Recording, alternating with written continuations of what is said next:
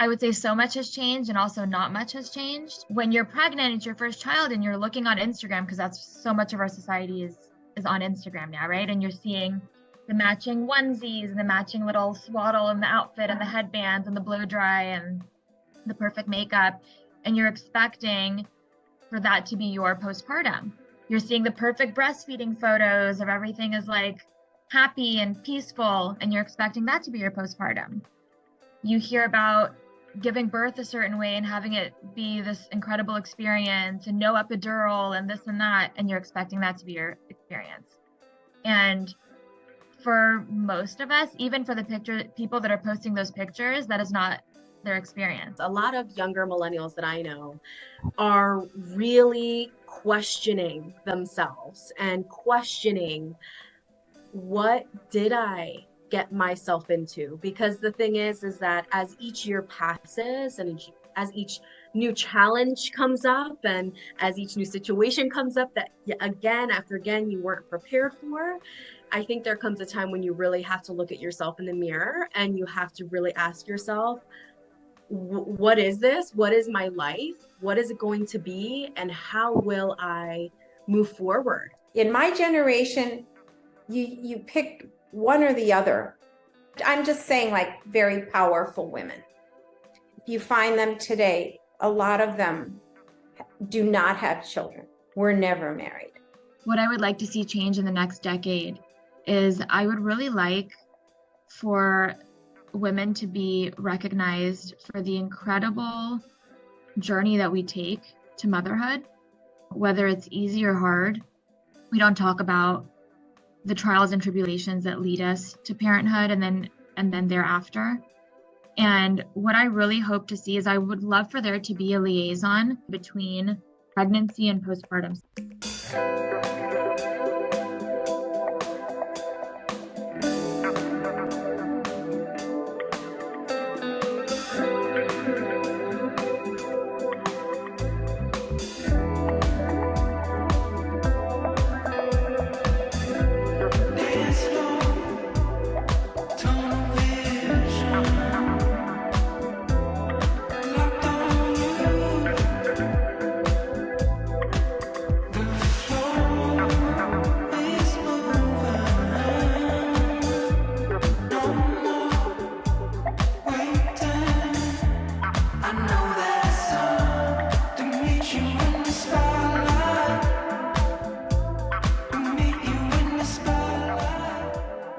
Hello and welcome to Diamond Bridges. I'm your host, Irene Diamond.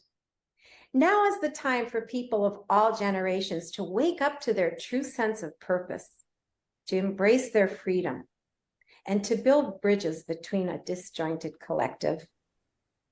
While mental health awareness is at the forefront in our quest for social recovery post-COVID, the sanctity of women's health, especially after giving birth, has been overlooked for decades. Here today, I have two guests with me who are going to talk about their firsthand experiences, one as a women's health medical professional, and the other about herself and the paths she has taken. I want us to examine what a little change has occurred, if any, and reconcile what we need to do as a collective to bring more kindness and understanding to the postpartum passage in life. Women certainly deserve better care. Do you agree? Put your notes in the comments below. The producers and I here at Diamond Bridges would love to hear from you. My first guest's mission is to help prepare and guide women through their postpartum journey. A millennial founder of Moms in Bloom from Burbank, California, please welcome Dr. Jane Shomof. Hi, how are you? Thank you so much. Thank you for joining me, Jane. My second Gen Z guest is an entrepreneur, strategist, numbers geek, and mama who gained her knowledge through years of education in accounting and business, coupled with real life experience, working with many small businesses in New Jersey. A generalist, jack of all trades, who also knows and understands the right moves you should make to grow your business forward. Please welcome Gabriella Braddock. Thank you so much for having me. Gabriella, you like to say it's about time to go all in on Plan A. Have you helped a wide range of female entrepreneurs in various industries? Yes, I like to say that I know that they always say the niche, the riches are in the niches. I also believe that your niche can be serving a certain market or segment of entrepreneurs. So I mainly focus on serving female entrepreneurs who are first or second generation, and I have helped a plethora of them across all age ranges, whether they're 20 or 21, all the way up into their 50s and 60s, really nail down their passion, how we're going to monetize it, and then how we're going to build and scale that passion into something that is going to serve the masses or just their small select group of ideal clients. So yes, I definitely. Now, would you say these are a variety of personality types, or would you generalize and say most of these entrepreneurs are type A? Most of them are type A, and also most of them tend to be introverted. They need that extroverted friend that is going to go into the rooms and introduce them and kind of push them in ways that they need to be pushed in order to go all in on their plan A. Cool. And are any or all of them mothers? Yes, most of them are. I would say about 95%. Wow. That's interesting. I would say that, and Jane, maybe you can comment on this too, just based on your experiences. But, most women in my generation who are entrepreneurs or in the corporate world, I wouldn't say most, but a lot of them didn't have children. In my generation, you picked one or the other. I'm just saying, like, very powerful women.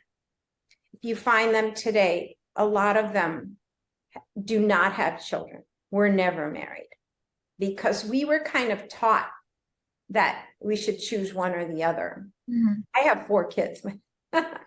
So Dr. Jane, do people call you that, or do you go by Dr. Shomof? Most people call me Dr. Jane, cool. Which I actually like better. I think it's cool. I'm more, or even, or Jane, but yeah, professionally, usually I just go by Dr. Jane.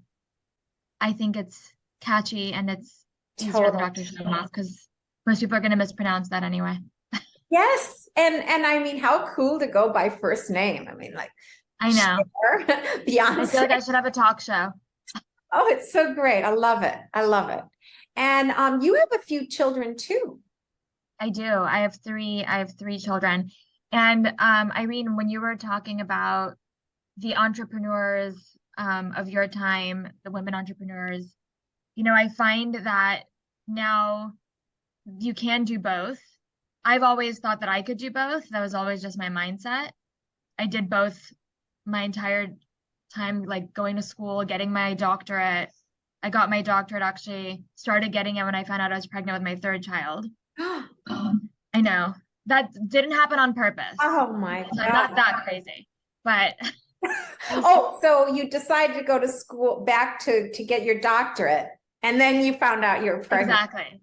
So I decided to go back for my doctorate because it was something I always wanted to do. I come from a Ukrainian family, so I was born in Kiev, Ukraine, and my parents were always, my dad was always telling me, you need to get your doctorate, and I didn't.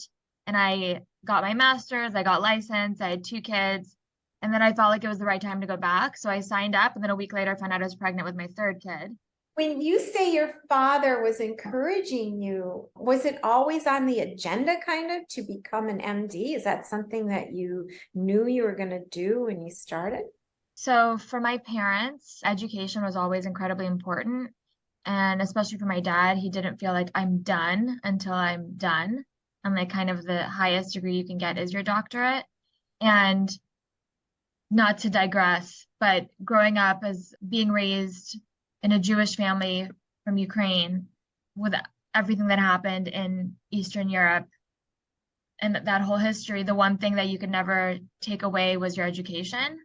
And so that's why it was always really important for my family and my parents that we kind of go all the way. My sister also, she's a pharmacist. So we took different paths. but I did it and he was really happy. So it's something I did for him, also obviously for myself. But I guess it was always on the agenda. I just didn't know exactly when I would feel ready to go back to get my doctorate. Now, how did you come to specialize in postpartum mental health? That's a great question. It wasn't a plan also. And I think that's what's so interesting about life. You just grow and change and you don't really know exactly how things are going to turn out. My initial specialization was in substance abuse and addiction. And I still, work in treatment on the side and build out treatment centers. But becoming a mom really changes you, as both of you know, right? It's the most transformative experience. And I didn't know what I was getting myself into when I had my first kid. I remember coming home and just everything was different. And I didn't know that was going to happen. And I just remember thinking that I wasn't prepared for this. Nobody told me it was going to be like this. I just thought I had to have the stuff ready, you know? And when I had my third child and I realized that not much had changed, I realized that I wanted to be a part of the change. So tell us a little bit about the history of postpartum depression. The history in general of postpartum depression? Yes, and yes, please, and how we've become more aware of it. For so much time throughout history, women were just expected to, for so long, stay home, have children, and be fine with that, and bounce back, right? There wasn't even that moment of, are you okay? Is everything okay? How are you feeling? Right? This is just what you do, and you need to be fine. You need to be happy, and you need to take care of the house, take care of the kids, and not really complain about it. Then there was a period of time where there was some advocacy because suicide from postpartum depression, psychosis, it's a big issue that we have in our society and can be completely prevented, I believe, if women are able to access the right care and if it was more normalized in our society. So even back when I had my first child, which was about 11 years ago, the only real diagnoses that existed, I believe, for postpartum were postpartum depression and postpartum psychosis. And when I had my first child, I knew I didn't have either of those, but I also knew that I didn't feel right. But there was no other kind of diagnosis to hold on to at the time. So would you say then that there's just been a misunderstanding? Have doctors or OBGYNs swept the mental condition under the rug because they haven't known how to treat it? Doctors don't like to go outside of their scope, right? Because then that puts them into waters and territory that they don't really know about. It's not in their scope of practice. And so it's really easy to say you should go see a therapist, but many people don't know how to do that. Like what does that mean? How do I go see a therapist? How do I find a therapist? How do I know it's the right person for me? So many questions. And I think that also it's just not so talked about in our society, even today, with so much, I would say so much has changed and also not much has changed, because still so many of the clients that I see, when you're pregnant, especially when it's your first child, and Gabby, maybe you can, I'd love to hear your thoughts on this as well. When you're pregnant, it's your first child and you're looking on Instagram, because that's so much of our society is on Instagram now, right? And you're seeing the matching onesies and the matching little swaddle and the outfit and the headbands and the blow dry and the perfect makeup. And you're expecting for that to be your postpartum. You're seeing the perfect breastfeeding photos of everything is like happy and peaceful, and you're expecting that to be your postpartum. You hear about, giving birth a certain way and having it be this incredible experience and no epidural and this and that, and you're expecting that to be your experience. And for most of us, even for the people that are posting those pictures, that is not their experience. That is not our experience. And you only realize that after you have the baby, and it can be quite a shock. And especially, just to touch on one more quick thing, Irene, which is what you were saying about the entrepreneurs, is there's a lot of women are having babies later on in life because they're focusing on their career first. Yes, very which is amazing. But what also happens is they really have their life under control. And when you have a baby, all of that is up in the air, as you guys know. Nothing is in control. Yes. Wow. And so I'm also finding a lot of postpartum mood disorders come up for those women as well, because so everything changes. Because from the lack of control. Yes, absolutely. Yeah. Wow. Yeah. I mean, it's hard to learn new tricks and habits. I think we're all creatures of habits. It's how we're made. And you have to work on that. Wow. That's awesome. And Gabriella, you experienced some postpartum depression after your first child. Am I right? Yeah, I would say that it took me about a year to get back to like some semblance of normalcy for me. But it's all good, right? Because we have these beautiful children that we brought into the world, and we wouldn't change a thing, right? It's like, to me, there is no greater contribution. I think I agree in one aspect, but I also think that a lot of because my birth year falls right in between millennial and Gen Zers, a lot of younger millennials that I know are really questioning themselves and questioning, what did I get myself into? Because the thing is that as each year passes and as each new challenge comes up and as each new situation comes up that again after again you weren't prepared for, I think there comes a time when you really have to look at yourself in the mirror and you have to really ask yourself, what is this? What is my life? What is it going to be? And how will I move forward? I know a lot of moms that are, quite honestly, especially going through COVID, younger moms that are at the end of their rope. Mm. And you've done therapy, you've done yoga, you've done breath work, you've done essential oils, you've done all the things, and you're still not happy. And I think that's when I try to, always try to be the middleman and understanding what their true passion is. Because a lot of us were taught that. We're taught that, oh, well, you have your kids and it was a good birth, so you should just be happy with it. And some of us are really understanding, well, is that kind of the lowest that it can get? And we're just expecting, we're just accepting whatever's been given to us. But what if we wanted more? What if we deserve more? How do we go about getting that? I think it's a never-ending question of, I love my children. My children are amazing, but this is still very, very hard, and I still don't know what I'm doing sometimes. Absolutely. It seems to me that both of the thread between what both of you just said is the thread of expectation. 100%. I was just going to say that. Really? Mm-hmm. Cool. Let's take this to the dining room. Cheers. This is fun. Postpartum depression may seem like a growing concern, but in truth, it's always existed, but hasn't been recognized and properly treated. When I was having babies, I had friends who could afford a doula live-in with them and after the hospital for a few weeks, but it seemed really like a luxury to me. What is the support system like these days? Gabby, you experienced the postpartum depression. How old were you when you first had your son? My daughter was first, so my daughter will be 4 in January. I had her when I was 23, a month before I was 24. Wow, how cool. Beautiful young mommy. And did you have a doula?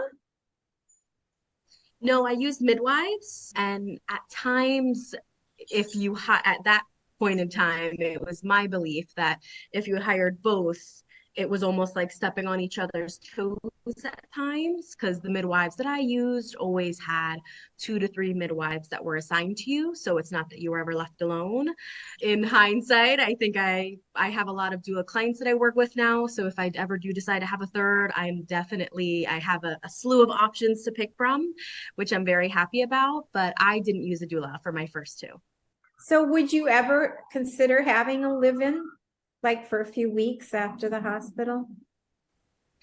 I believe that because when I had my first and my second, my in-laws, only what my father-in-law was retired, my mother-in-law wasn't. Now they've both been retired. My parents are still in their early 50s, so they haven't retired yet. But I believe that now that my communication is better with my family members and with my in-laws and just for myself, I feel like I'm able to advocate for myself more. I can actually accept the help that I probably should have Hmm. asked for Mhm. and received and I could have received for my first and second. Unfortunately, with my second, I had COVID. So I had to give birth alone. I had to deal with postpartum, just me and my husband and our young daughter. So it was a very different circumstances there. I couldn't have had help even if I wanted it because we were quarantining. So if we ever do decide to have a third, I would accept the help that was presented to me, but From that I family was members. not able to. Yes, From yes, your inner circle. yes. Yeah, because I mean, Yes. these women that I'm thinking about, they were like Long Island, Jewish mommies, and they could afford a doula, right?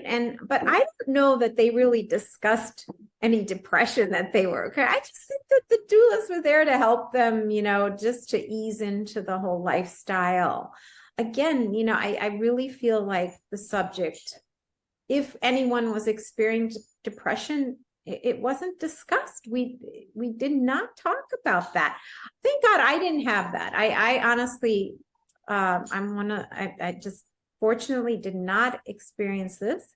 And here again, this is why, in some ways it's surprising to me that how prevalent it is. And I mean, certainly it's not a new thing. So, Dr. Jane, what are some of the issues surrounding postpartum depression and what triggers it? So I think when we're talking about postpartum depression, I want to also talk about the myriad of postpartum mood disorders. So, like we kind of said before, postpartum depression is what is most commonly known, right? In fact, when you say the word postpartum, I hear people say, I don't have postpartum. But I remind them postpartum is a state of being. It's not a diagnosis, right? We're all in postpartum. You're still in postpartum, Irene, because you have had children before, Oh, right? oh, Um, so postpartum is a period of time. Postpartum depression is the diagnosis. But there are so many other mood disorders that are now diagnosed in the postpartum period, such as postpartum anxiety, postpartum OCD, which often they go hand in hand, you know, and then postpartum depression, postpartum psychosis, which psychosis is the least common, but does happen often enough. the And implications of psychosis. oftentimes it can be caused by a slew of things, one of them being lack of sleep and lack of support. So it's a combination of maybe you've also had previous mental health diagnoses and now you have a baby and you don't have support. And I'm just giving an example. There are lots of different ways that women can experience postpartum psychosis. Is psychosis usually treated with medication? It's usually treated with a combination of medication and psychotherapy. It has to be both. And sometimes you need some inpatient hospitalization to really stabilize. Because when you're in postpartum psychosis, you do need extra support, and sometimes hospitalization can really save your life. And that's when you're really doing things, you're hearing voices, you're not yourself. Oh, And it's incredibly terrifying. Yeah, it's a psychotic episode. And you do things a lot of women have, when you hear like the women who have, drowned their children or have killed themselves and somebody else, that they're usually experiencing postpartum psychosis. So it can be incredibly dangerous. But unfortunately, and they also can commit suicide. But unfortunately, when, like, for example, husband can ask for help for his wife because he can tell that she's really not herself, really kind of zoned out, saying things that don't make sense, no emotion, really flat. And they ask for help and they go to the doctor and sometimes they get dismissed because they're like, oh, they just need rest. Oh, they just need this. Oh, they just need that. You could take her home, just make sure she takes a nap, right? But it's oftentimes so much more than that. What is the correlation to giving birth? this type of condition, I mean? So when you give birth, as you know, our hormones fluctuate significantly, which is across the board for all of us. But with postpartum psychosis, again, it's like a very unique and one of the least common postpartum diagnoses that you can have. But it is the most frightening, and it can be brought on again by previous mental health conditions, your hormones fluctuating and everything fluctuating after you give birth, coupled with lack of sleep or no sleep. Like let's say if you have a colicky baby, no help, not enough support, not enough intervention with medical professionals, and it becomes this snowball effect that if it's not caught early enough, it could be really dangerous. Yes. So then, would you say that there are different extremes to postpartum depression? And so if it's more mild, it's just not taken as seriously? I think just like everything, it falls on a spectrum. And the more common diagnoses in postpartum that are incredibly common are postpartum depression, postpartum anxiety, and postpartum OCD, which is when the OCD part is when you think you need to do something. Like I remember, I'll give you an example. When I had a baby, my first child, I had this thought that he had to finish his whole bottle to the last drop or it would somehow affect the whole day. And I had to do that. I had that obsession that he had to finish the bottle, and the compulsion was he had to finish it, like the act of giving him the bottle. And it was coupled with anxiety. And a lot of women, especially those who really like to have a sense of control and are having maybe babies later on in life, that anxiety and the pressure of needing to now take care of this child can be really overwhelming. And one of the questions that you asked, Irene, is what leads up to it and maybe how can we prevent it? And I think that so much of postpartum mood disorders can be prevented through early intervention and education. I think I like to use this example often. When you go to the doctor when you're not feeling well, the doctor gives you antibiotics. And you can see when you're given the antibiotics, you can consult with a pharmacist. They say, okay, you're going to take this antibiotic. If you have a stomach ache, if you're having trouble sleeping, if you have some diarrhea, don't worry about it. It's totally normal, right? So if somebody can have this conversation with you before you have a baby, that, listen, you're about to have a baby. If you're having fluctuations in emotion, if you're having some scary thoughts, if you're not feeling happy all the time, if you're feeling a little bit sad, all these little things that if you only knew before you went into your postpartum period that were normal, you wouldn't ruminate on them. Because we don't know that we're going to experience this, right? We're expecting the matching headbands and that's a perfect, picture perfect postpartum period that we see all over the internet. And I always say they don't come with a syllabus. Right. They don't. And so that's what we're expecting. So when our reality is so different from our expectation, that is the perfect breeding ground for all of these postpartum mood disorders. But if our reality is that we might not be happy, it's a big transition. We might feel really sad. We might cry a lot. We might not connect with our baby right away. Our body is going to change a lot. We might have some scary thoughts, especially when you're walking up and down the stairs or it's late at night and, all the hormonal fluctuations can lead to all these things. So if you experience that postpartum and you're like, oh, but they told me it was normal, you're not going to ruminate on it. But when we don't know that it's normal and we have a thought like I'm walking up the stairs and you have this thought of dropping your baby, you're like, oh my God, I'm a horrible mom. What am I thinking about? And you start ruminating on that thought and you start digging yourself this really deep, dark hole. And maybe you don't get help early enough and it can lead to a full-blown mood disorder, like postpartum depression, postpartum anxiety. Oh, you're talking about maybe an anger towards your baby. No, I'm not necessarily talking about an anger. I'm talking about I think in particular, that thought comes from, and this is just my theory, comes from, evolutionarily, when we had this mama bear instinct that we really need to protect our baby from the wild. And when we're in a dangerous situation, for example, walking up the stairs, you're a little bit in, a more dangerous situation than when you're walking on like flat ground, right? So we have this scary thought. So what do? We hold on to our baby more tightly. So what we're doing actually is we're protecting our baby more, but that thought can be really jarring.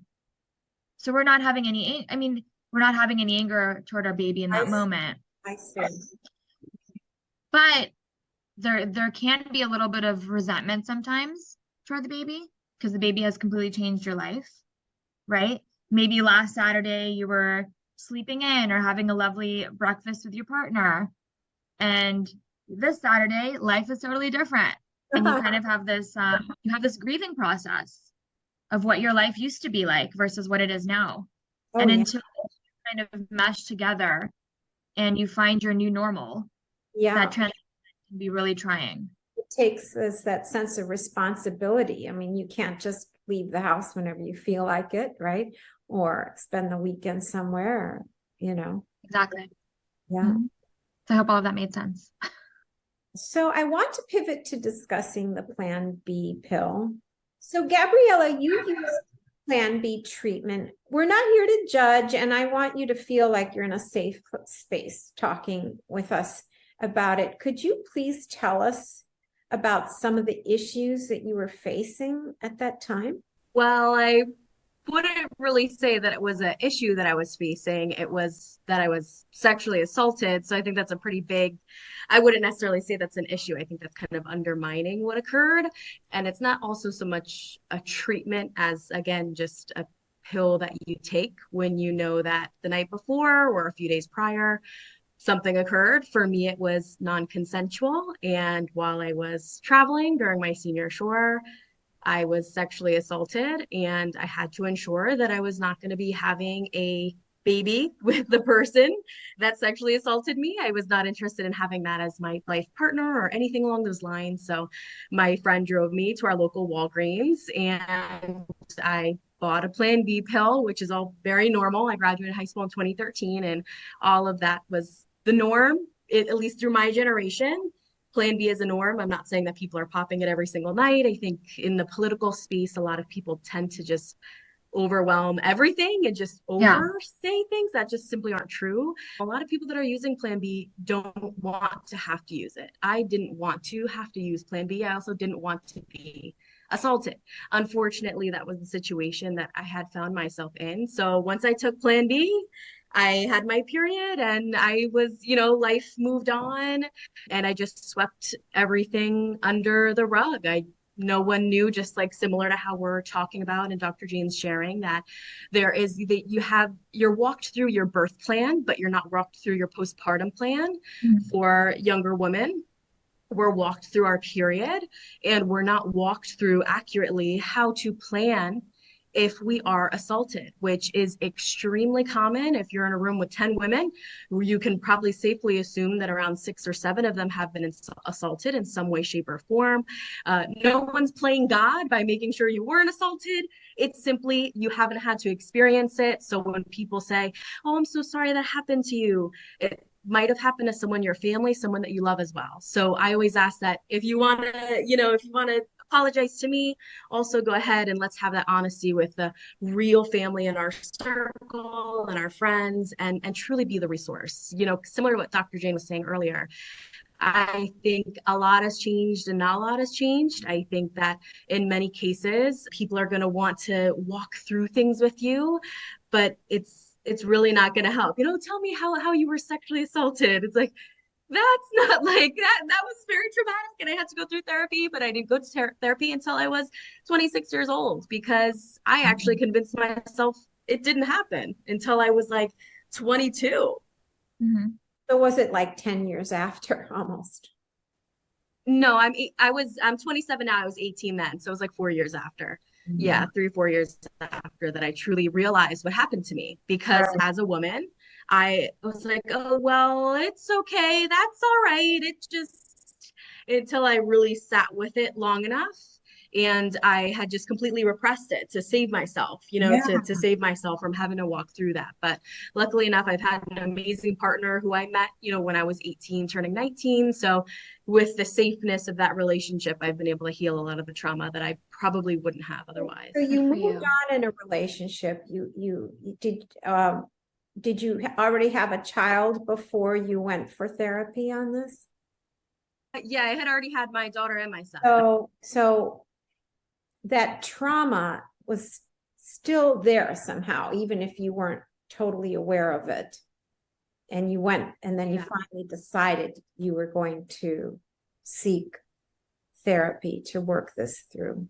Yes. Yeah. Similar to how I was mentioning earlier, is that I think that you can do everything in your power, the key word being your power, until you realize that it's out of your control and you do not have the pills, the remedy, you do not have the remedy. You should seek help. And not a lot of people, especially if you're stubborn or depending on how you were raised as a child, any childhood traumas, you don't think, oh no, I'm okay, I'm fine, nope, I'm all right, like we'll be okay, there's worse, there's people dying, I'm okay. But in reality, I would have to say that probably a majority of us in some way, shape, or form are not okay. And we're placing band-aids, and we're placing band-aids over things that are gonna eventually explode. So I wanted to go before I exploded and make sure that I actually was mentally healthy so that I can have the success that I truly want to have. Of course. And would you say that having you said your older child is a daughter first? Mm-hmm. Did that also trigger maybe a sense of wanting to be your best for her, and you somehow felt like you wanted that this would be a vehicle, going for therapy was going to be a vehicle to your best, so that you could then turn around and be your best for her as well? I think that as much as she might have had a small part to do with it, being that in my business and in my future, my children are my children, but I also like to focus on my legacy and what legacy I will leave. And I had to realize that if I was not here, period. So not even talking about my sister, my daughter, but if I was not here, if Gabriella was not here, there would be nothing for her. So it wasn't necessarily her. It was just that to the low that I had gotten, I really wasn't sure if my life was worth it, if I wasn't even sure if I was a decent person overall. There were a lot of thoughts that I had trouble with throughout my pregnancies and postpartum. So I think it was any idea that you might have, it's like go 3 layers deeper, because that's really where my mind was. My mind was kind of, I need to, and to be honest with you, the therapy for me didn't really help all that much. It didn't really help for me. I just didn't have that great of a therapist, which is another really, really hard barrier, is that once you get help, you might not have the kind of help you actually need.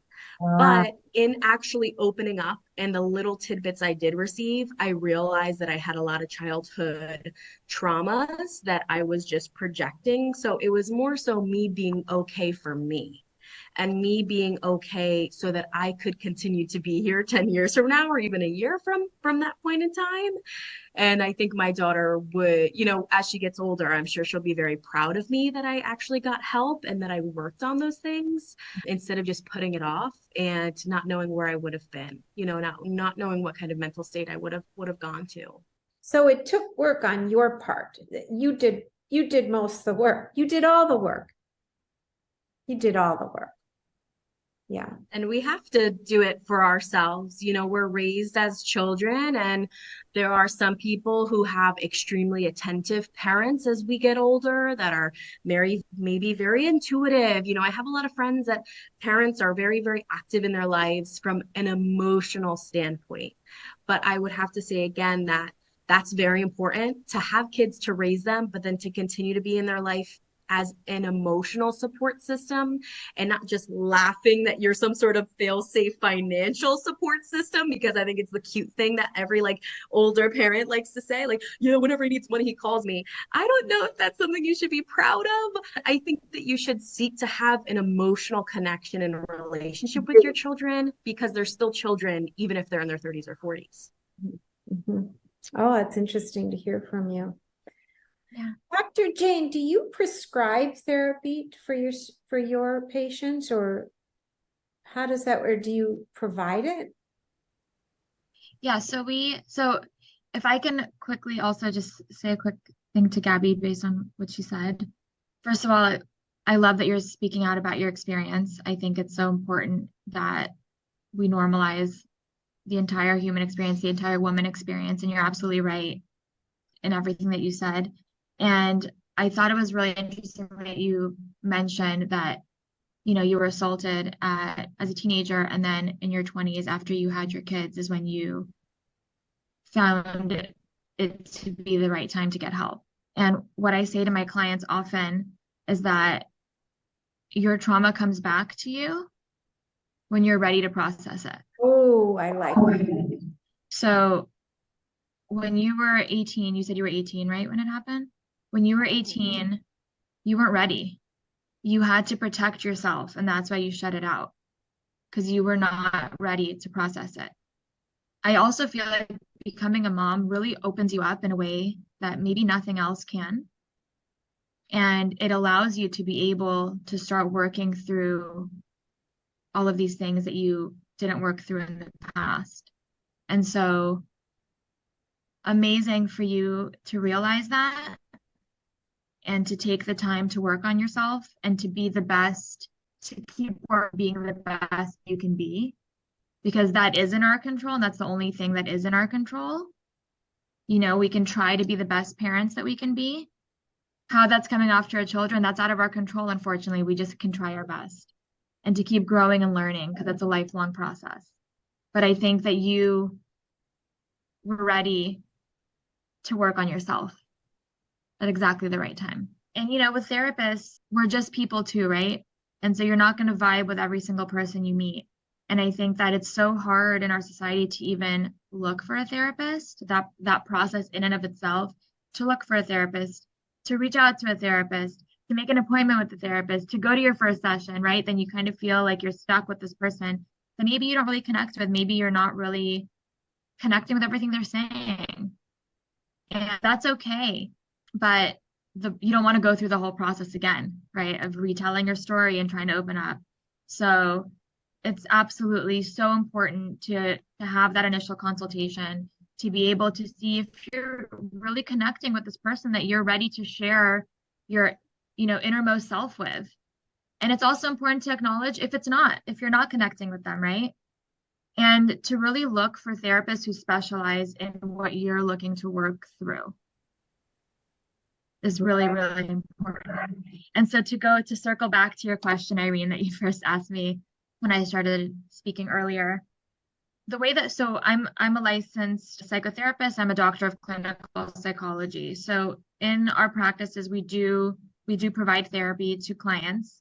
In Bloom, which is what we were talking about, we specialize in women who are pregnant and in postpartum, and we help them with that transition. So I absolutely believe that working with the right therapist through your journey can be an incredible asset and help you really navigate this very emotional and incredible transition in a healthier way, so that you can kind of get to your new normal quicker and more confidently. Oftentimes we go into being a parent and we don't know what we're doing. And so we get very overwhelmed with doing things right and not doing things wrong, and really being able to hone into what it means for you to be a mom and gain that efficacy. I love that. Wow. So, Gabby, how did you come to name your business No Plan B Consulting? So after I was sexually assaulted, and then as I got older and I again started to realize what had happened to me and how common it is and how many times we just sweep things under the rug. But then as we get even older, we sweep all of our biggest desires and dreams and the life that we had once written and doodled about and really believed was going to happen for us, we slowly let that slip away. So I was really, really hell-bent on not allowing that to happen to me. No plan B is because this time around, I was 23 by the time that I was pregnant. And again, me and my daughter's birthdays are like 2 weeks apart. And I had a lot of people asking me, very close friends, family members, the nine, was that on purpose? Did you want to have that? Was that an accident? Oh, you can tell me that was an accident, right? Oh, And it wow. wasn't. It was on purpose. There was no plan B involved, and there was no thought of having plan B involved. For the first time, I was going to put myself first and my dreams and desires first, because other than that, I would have gotten my CPA and I would have worked at a big four accounting firm, climbed up the ladder, made partner by 30, and been miserable and probably not walking this earth for much longer, but loads of money in my bank account. And that wasn't the life that I wanted for myself. I wanted a family. I wanted to build businesses. I wanted to be in my zone of genius. So I took what was at that point looked like the ultimate risk, and have just, me and my husband have just blossomed from that. And I think that when you take risks that are moving you towards your goals and the future version of yourself that you actually want to be, I believe that literally nothing can get in your way. Like there has to be no plan B when it comes to your dreams and desires and future, because the longer that you put other people's perceptions and their goals for you and what they think you should be, the longer that it's going to take you to get to where you actually should be, because you're so busy sitting on the benches and warming the bench for what should be your life that you're out there living. So it was really kind of young that I said, you know what? I was babysitting and nannying for all these amazing women that were very affluent, and they had babies later in life. And I saw how much they struggled. It's kind of like Dr. Jane was mentioning. They had a whole social life, they had a whole career, they had everything, and everything had to go on pause and play, and then stop. Wow. They didn't know when the kids were going to get sick. They didn't know when they were going to be able to go out. There was no more structure. And I said, you know what? I'm going to have my kids first. And before I build my entire empire, I'm going to have what I deeply desire, which is to have my children and with my husband and to be around family. I'm not into any of that like artificial kind of stuff. I grew up like low income, hanging on to middle income. So I didn't plan on having matching headsets with my baby or any like matching PJs. I was just happy to be home with my baby and be able to be a stay-at-home mom for a year, even though I had postpartum depression and like anxiety the whole time. So yippee-ki-yay for me. That was kind of not what I was expecting, but I was just expecting a normal birth. So there were a lot of goals that I had set for myself where I had to say that there's no plan B. So to make sure that I wasn't distracted so that I could actually So achieve. were you telling, when people would ask, you would be saying this line, no plan B? Like, when you started to use I it? would joke with close friends, I Yeah. would joke, but And it with just others, stuck? I think it started to irritate me. And this was not an accident. This was planned, but unfortunately, I mean, this is just reality. We know how it is. I'm speaking my truth, but whatever your brain wants to hear, your brain will hear, regardless of if I tell you this color balloon that's orange is actually pink. Whatever you want to believe is yours. And so I've realized now that I could have talked until I was blue in the lips about how this was my dream. That other person was shading it with all of their own perceptions and traumas. What I love is that instead of allowing life to just simply happen and seeing from your experience working with other moms, you decided to take control of what you can take control of. And that's so incredibly powerful. You created a plan for yourself that you felt was unique, but you felt like would work best for you. And you were living that because your plan is not something that's based on the outside world, right? It's based on what you yourself can control. And I think that's so special. Thank you. Thank you so much. I'm gonna have to like play that to myself before I go to sleep in case I ever Do need it. a pep talk. Really? Jane, I can tell how much you love what you do because you just ooze with this approach. Every word that comes from you comes from your heart, and you are definitely in the right profession. I hope so. Yeah. Thank you. Dr. Jane, speaking off the record here on the show and not at your office. Well, I know you're in your office now, and I really do appreciate your appearing together. What changes would you like to see occur in the next decade? That's a loaded question because there are so many things. And Gabby, I think you're amazing. I love everything that you said.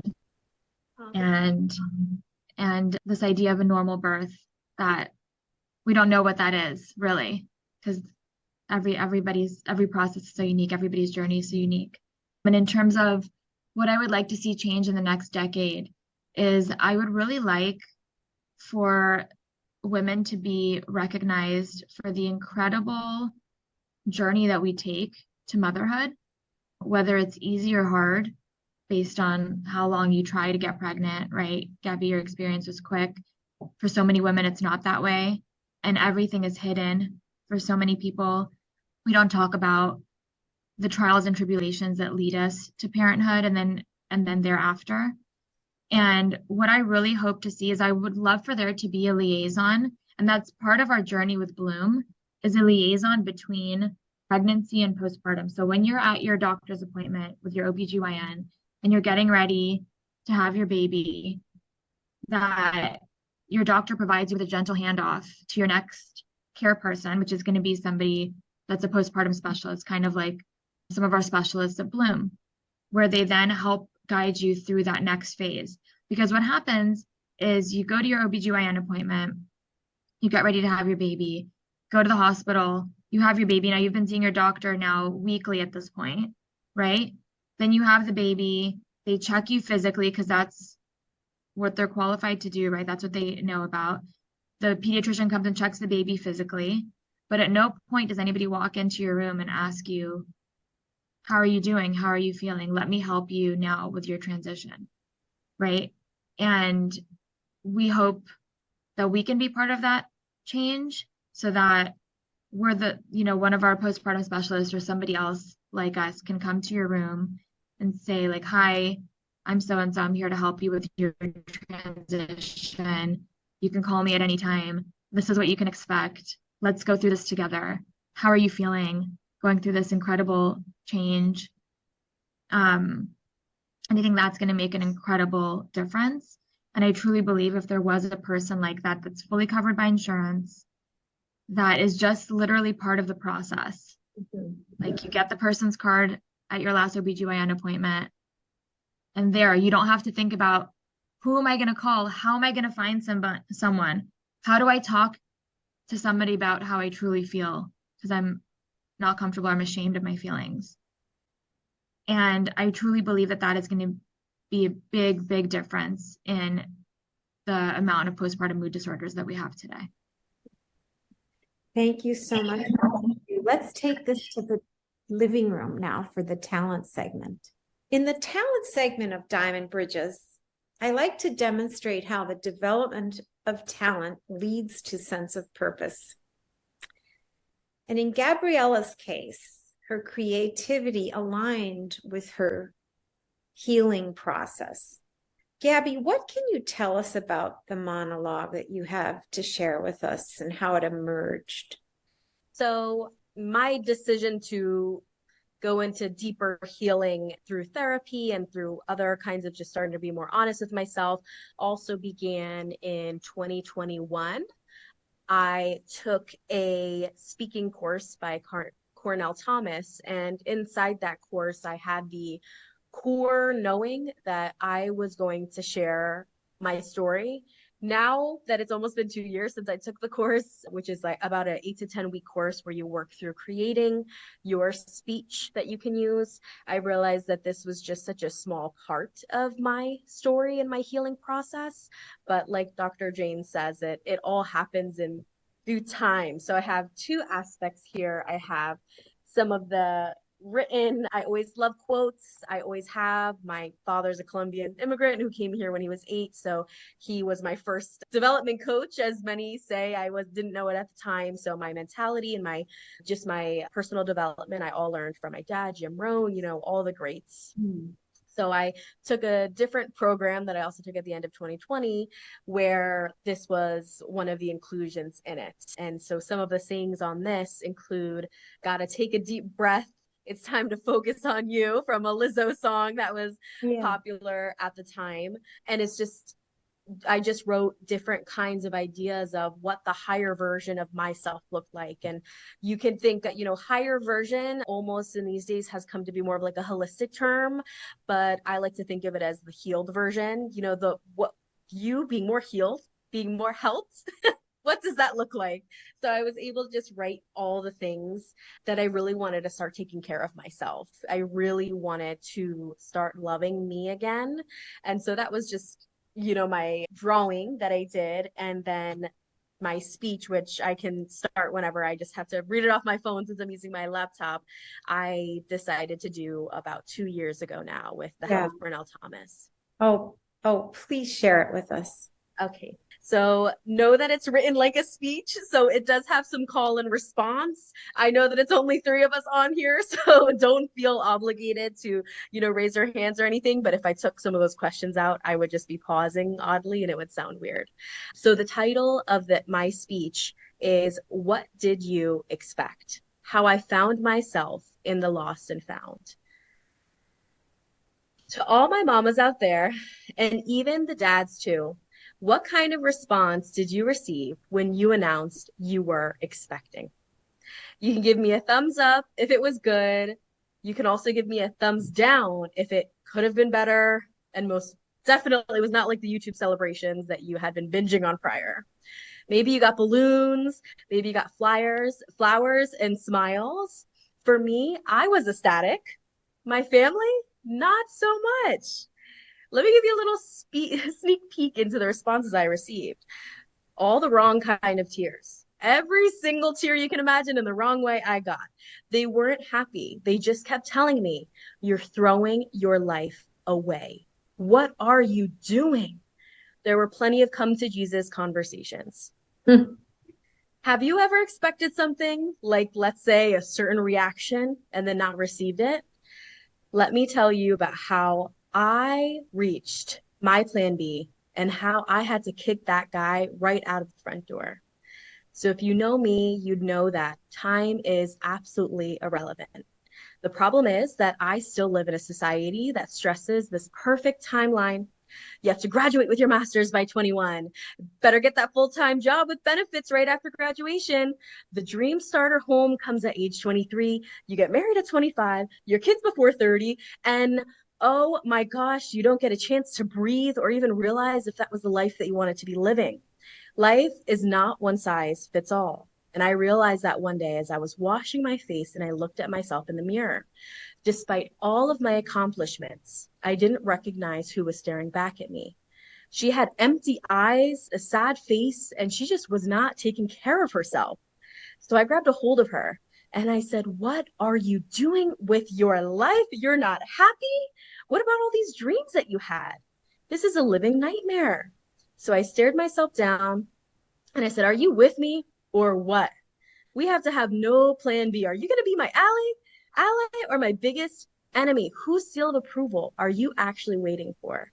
And I vowed from that day forward to start being selfish and to stop thinking that everyone wanted what was best for me, because I wanted to start my family and I didn't want to work that 9 to 5 and go out and drink alcohol every weekend. I wasn't celebrating anything at that point in my life.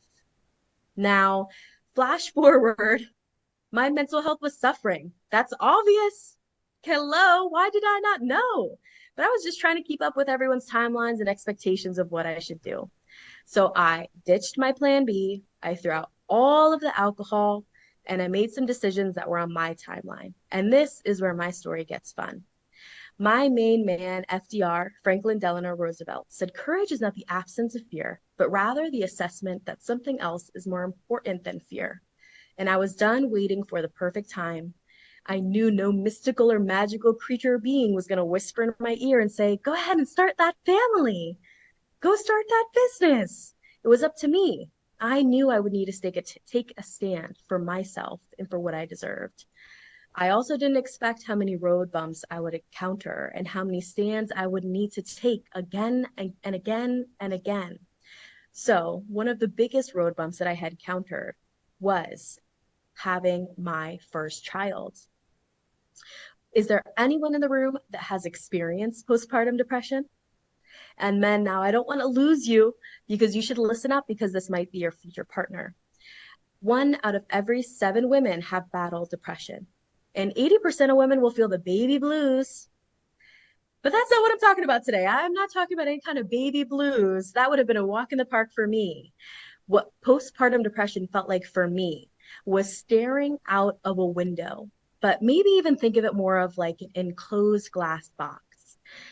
But you're in this glass box, but it's foggy and you're just searching and searching. And you know that this is such a small place and it's foggy, but I should be able to find what I'm looking for by now. I couldn't even remember what I was searching for, and I couldn't find myself. I was just sitting there wondering, where did I go? When I came home from the hospital after my first child was born, I'm convinced that I left a part of myself there. Now, the usual Gabby, she's put together, she's happy, she's funny, she's positive, encouraging. She had it all figured out. But the new me, I couldn't even leave my home. I was angry and I was crying and I was sitting in darkness. And I couldn't stand the fact that my husband got to leave the house. Guess what? He wasn't even doing anything wrong. He had to make a living. There were bills to pay. He was doing all things right. He was changing the diapers. He was helping the baby when she woke up at night. He was perfect. But he came home every day to a different wife. I had hit rock bottom and I still didn't realize how lost I was. The absolute rock bottom for me was locking out the only help that I was able to accept. So I need to say, first of all, that people warned me about all the wrong things. They didn't tell me that once the balloon deflated from the gender reveal, that I would probably be alone, that in my moment of need, I would be alone. I had my daughter in the middle of winter, and I felt like I needed more help. But in the moments when I needed help, I didn't receive what I needed. So you drop off all those prepared meals, but what about asking about how I feel? And you give me pads and ice packs, but what about me? What about my actual heart and how I'm feeling? I didn't have anyone there for me and I felt alone. So society warned me about all the wrong things, but that's okay. One night I had had enough. I had spent day after day alone with my young daughter in a small 1-bedroom apartment in the middle of winter. Need I go on? It was another day of being inside all day. Yippee. Love being a stay-at-home mom. My husband, he got to go out to work. He got to drive without a baby in the car and go to work for a few hours. But sometimes he would come home late, which is normal in the music industry. But my irrational brain no longer thought that that was normal. So I really started to think, you know what? I'm alone again. Look at me alone. He's not helping. And it's easier like this. It's easier to not have to rely on anyone. So you know what? I'm just going to lock the door and I'm going to even do the deadbolt because I don't even want him to come in because I don't actually need any help. I can do this all by myself and then it'll be easier and better. So the one person who could actually help me, I completely locked out of the door. The real reasoning was I didn't want anyone to disappoint me anymore. I had had enough of disappointments from people that I loved not showing up. But I also knew that with tears streaming down my face, I was doing the exact opposite of what would help me and help my future self and child. So once again, I walked to the bathroom and I looked at myself in the mirror. I realized that I had stood up for myself again and again, but it was time for me to stand up for myself once more. So I felt the fog start to lift as the realization crept in and I saw a small light at the end of the tunnel. It was a glimmer of hope because I wanted to become better. I finally wanted to become better. So I became better. and I unlocked the door, I unlocked the deadbolt, and I sat down with my husband and told him how I was really feeling. The journey to the new me began when I finally realized that I deserved more and that I deserved help. So I went back to the gym. I started doing things that I knew that I loved to begin with. And if I'm going to be honest, there were still a lot of days that I would sit in that gym parking lot, keys in the ignition. And I was wondering why I wasn't home with my daughter, because she needed me more. But I needed me more. At that point in time, I had to face myself and tell myself that I was worth it, that I could be selfish for me. So you deserve this. And I did deserve this because you're needed here, as was I. I'm not always the best mom, but I need to be the best version of myself at all times. So for the next 3 months, I kept working on myself. And as my confidence grew, the fog continued to lift. One day before going to the gym, I just said, you know what, let me make a quick stop at somewhere that I haven't been in a while. So I plugged a familiar address into my GPS. I went back to the hospital where I had given birth, and I ran to the lost and found. I picked up all of the pieces of the Gabby that I had left behind, and I held her tight. Before, I didn't know if there was space for her. I expected to still have it all together, even after one of the most momentous moments of my life. Society hadn't given me all the updates about what happens to you after you have that bundle of joy. Gabby was still waiting for me, though. She stood waiting there. The lost and found wasn't her home. She knew that I would claim her one day.